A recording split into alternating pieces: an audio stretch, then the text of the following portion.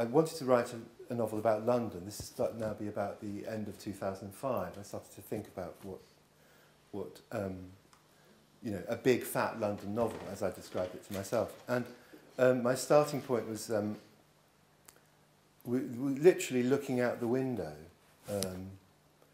and it seemed very obvious to me that there was a sort of bubble, you know, that it was a. And one of the things that strikes me as really odd is I can vividly remember the property crash in 1987. Most people over a certain age can.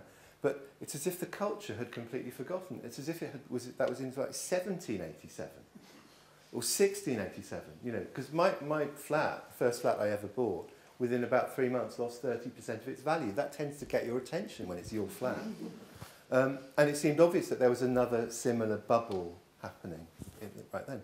And so I thought that this story, I wanted it to start at the moment when everyone was oblivious and not seeing this thing that I felt certain was about to come. But I thought it was a property crash. You know, I was both in one sense right, because there was a crash, and also completely wrong. If I'd been a sort of trader betting my own money, I'd have lost everything, because in fact, that particular bubble, if it is a bubble, hasn't burst. So I was writing the story, and as I was writing it, this other thing happened in the real world. And because it sort of overlapped with what I was writing about, and because I'd, in a sense, I'd sort of gambled on there being a crash in a way, because the story, the whole shape was what goes up must come down. And so I was really fascinated by the fact that, you know, it was this other thing that was global and systemic and clearly was going to touch everyone's lives for a long time to come. And so that's why when I then finished a draft of the novel, and when I do that, I stick it in a drawer for a few months to try and see it more clearly, and to try and sort of switch from a writing frame of mind to an editing frame of mind. And I always promise myself I'm going to do something constructive with the time. You know, like a charity fun run, take up Pilates, improve my rubbish O-level German. Presumably never do anything. You know, you learn some carpentry, never do anything. Don't know why. Months just shoot past, and okay, better go back and finish a novel. And write a screenplay. That's another one I haven't done. And this time I thought, no, the hell with it. I am actually going to use the time and write about the thing that actually happened. And that's when I wrote Whoops in a kind of break, and then went back to finish Capital. So all my economic stuff is, in a sense, a sort of benign tumour growing out of the novel. I know that's not a very selling way of putting it, but that's sort of what it is. But it must have allowed you to look at what's been happening and therefore think of your characters in a bit more detail and depth, because, of course, one of your main characters is Roger, who is a banker and who then loses his job, and it takes him a bit of time to recover from this if he ever does. Do you want to talk a little bit more about that, in particular the motivations behind where he got to, if you like, before he lost his job? Well, I think about, you know, I think one of the things that happened was that the funny thing about money is that the stories are always the same. You know, boom, it's always boom and bust, and there's this permanent thing that everyone's desperate to believe, which is never, ever, ever true, which is this time it's different. Right? That's always false.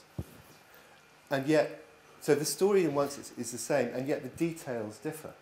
And I had a sort of division between the book about the credit crunch. I wanted to write about the things that were specific and different and unique to this historical circumstance. And in the novel, I wanted to write about the things that are more generally humanly true. And I think, broadly speaking, the simplest truth about money is that, you know better than me, but the two most powerful forces in general in relation to markets are greed and fear. That's always and everywhere true, and in my view. And Roger is someone who comes out of that background. He's a sort of oblivious, entitled, arrogant, just bright enough product of his circumstances. And the thing that I thought everyone was really going to hate him, and quite a lot of readers and people have been telling me they don't hate him, and I think the reason they don't is because he's quite weak. You know, he's a very complete, he's a product of his circumstances. And in fact, let's face it, most of us are mainly products of our circumstances. A number of other people on Pips Road where it's all happening. It seems to be quite a mixed sort of road in Clapham. We both live in Clapham, and we know some of these roads, and I think that's pretty sort of genuine. Come and go, or at least they're somehow on the way out, even though they would have liked to have stayed for a little bit longer, including your Senegalese footballer. Do you want to talk? Because when I first read it, of course, when you and I had a discussion, I, of course, immediately being a Chelsea fan, I thought, that's what you had in mind. Do you want to talk a little bit more about that? Well, I did think a bit about, we spoke about this, I thought about making it actually a specific football club, and then for various reasons, which you can probably guess, decided not to.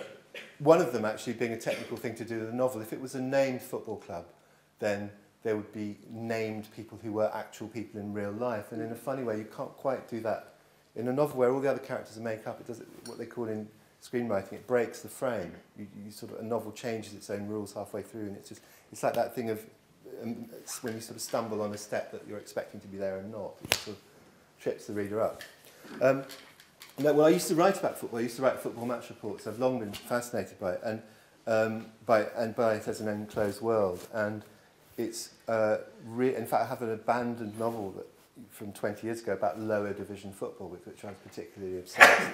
It was a fictionalised version of Darlington Football Club, which I think is probably the single least commercial idea that anyone has ever had. It was about the season when they got relegated out of Division 4.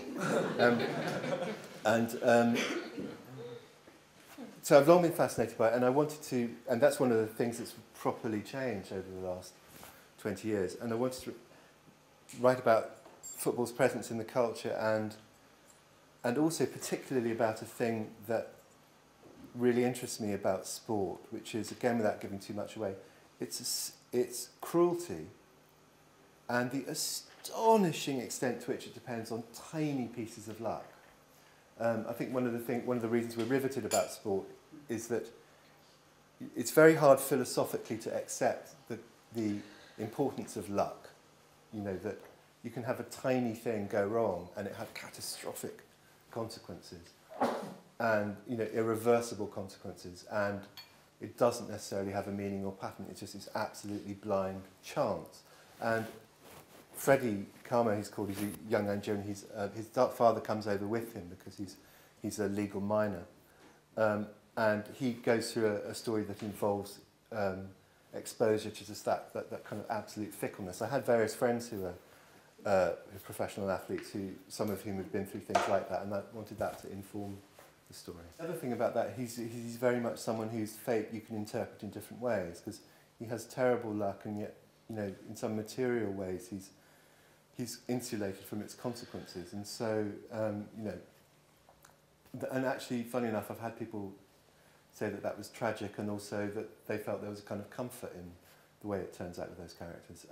But I'm very, very interested by that whole thing of, transience and non-transience in London, and the extent to which it's a city that's sort of permeable from the outside, and it's a place where lots of people from other places have ended up. And I think that's one of the things that have made it, I mean, cities don't stay still. I don't think London always has been a sort of world city. I think it's a thing that comes and goes. But I think at the moment it very much is. I was talking to someone the other day who just straightforwardly, completely straight-faced, described London as the capital of the world. That's a claim you could make today, and historically, the long stretches when that wasn't true. It stuck with me. I got talking to, one afternoon, we had a marital misunderstanding about who had the key, so I was locked out for the whole day, and spent the whole afternoon sitting in the pub around the corner waiting for my wife to come back, which I don't often do, don't often do as a grown-up. And I was talking to a young Polish woman who was showing her mum London, slightly raising the point of what she was doing in the pub, I thought. Look, drunk people. But, and when we got chatting, and she was reeling off her reasons for being in London, and they were, this, that, and the other, and she was not just a teacher, she had, I think, even an MA or a PhD in child psychology, and was working as a nanny. And she reeled off this long list of reasons, and then there was a pause, and she said, and of course, there is also this London dream. And she said it, and she had this sort of wistful look on her face. And it was, I really suddenly felt this thing that you now see, that people do come to London sort of dreaming of making it in a way that once upon a time, we all heard of the American dream, we've all seen that version. But I think London now actually plays that role in lots of people's lives. They have, there's, if you can make it here, you can make it anywhere, sort of fantasy about but bright lights, big city. Well, that's interesting. And of course, in terms of the sort of worry or concern, those leaflets or those cards going through the door, because the first thing you think is that it's somebody who actually is either a terrorist or maybe it's part of the Occupy movement. Or even worse, they're an estate agent. Or even worse than an estate agent. What a horrible thought. Who wants to buy your house, or whatever, or has a buyer for it. But nevertheless, I think there was a worry about what it meant, and there was a bit of investigation, obviously, at the time. But were you thinking, which way were you thinking? Estate agent? Were you thinking that actually you're representing the mood of the country, which had started worrying about the greed that was being displayed by the bankers? Just go back to the original theme. Is that what originally got you thinking that this might be a unifying sort of point? Well, no, I was more thinking about, insofar as there's a sort of overarching thing about the book, it's about sources of value other than monetary value. Capital has those two senses. It's a place and it's also a thing. And people in the book are endlessly preoccupied with capital in the financial sense. And, I think that we have lots of other forms of value in our lives. And I think there's perhaps an extent to which, as a culture, we lost or forgot some of the other things that matter. Certainly in the kind of public life of the country, I think people privately did less, but and sort of drifted away a little bit. The whole thing about wanting what you have, the person behind it is trying to put pressure on the question of what actually it is that you have. And I think most of the people in the street slightly they grab the wrong end of the stick. Do you think that it differs depending on their background, or it was actually that mostly all thought the same? They do mostly think the same. And that whole story, story gradually gets darker. And it's one of the things that actually, as you implied, brings the people in the story together. Can't talk too much about it. No, of course. But it's in a funny sense that's what they have in common, and it's quite that's quite a fragile thing to have in common. Since I mentioned the review, you said you didn't read your reviews, but there was one in the Spectator. You mentioned it just before. Which said, well, this is an interesting street, but there isn't given it's in southwest London, there isn't a black British character in it who lives in the street. How is that possible? Are there any in your street? Yes. The street I mostly had in mind in my book, just in point of fact, there aren't. I mean, there's also no indigenous white British working class characters in the street, and it's mainly because, as I talk about in the prologue, these streets have had huge demographic changes, and they're not lived in. The houses aren't lived in by the people they were built for, and have mainly historically lived in them. There has been this shift in that the people who now live in those streets are rich, and there's this sort of weird reversal, and that the reason they're rich is because they're in the street, because the houses are such important capital assets. Hence the mansion tax. And hence the mansion tax, and hence this sort of profound. Lots of bits of Britain look like the same. It's even truer in the countryside. The countryside looks like the same thing, but the countryside is now a completely different thing. When you look at that field and that house, it's not the thing, and that village, they are not the thing they were. They're lived in by different people who do different things, usually somewhere else. And there are bits of London where you have an equivalent reversal. It's just, it's no longer what it was. It's different people doing different stuff. And I really wanted to catch that thing of the massive change there's been.